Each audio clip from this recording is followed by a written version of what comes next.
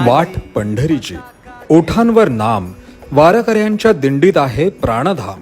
एकादशीचा महिमा महान, विठ्ठल भक्तीचं हे अद्वितीय स्थान. आज आषाढी एकादशी, महाराष्ट्राच्या सांस्कृतिक, आध्यात्मिक आणि भक्तिमय परंपरेतील एक पवित्र मंगल दिवस. पंढरीची वारी म्हणजे फक्त एक धार्मिक यात्रा नाही, ती आहे श्रद्धा, भक्ती आणि संत परंपरेशी असलेल्या नात्याची जिवंत अनुभूती.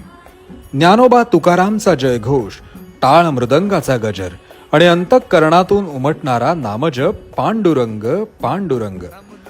या दिवशी लाखो भाविक पंढरीनाथाच्या दर्शनासाठी पंढरपुरात एकत्र येतात.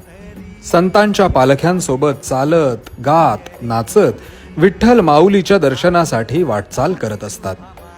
वारी म्हणजे भक्ती, सेवाभाव, सहिष्णुता आणि एकात्मतेचं मूर्त रूप.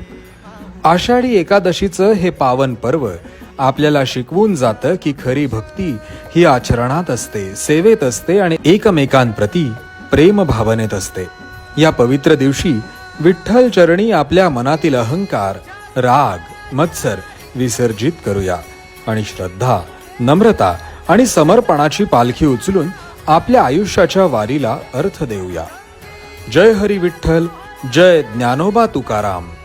आपणास आषाढी एकादशीच्या मनपूर्वक शुभेच्छा.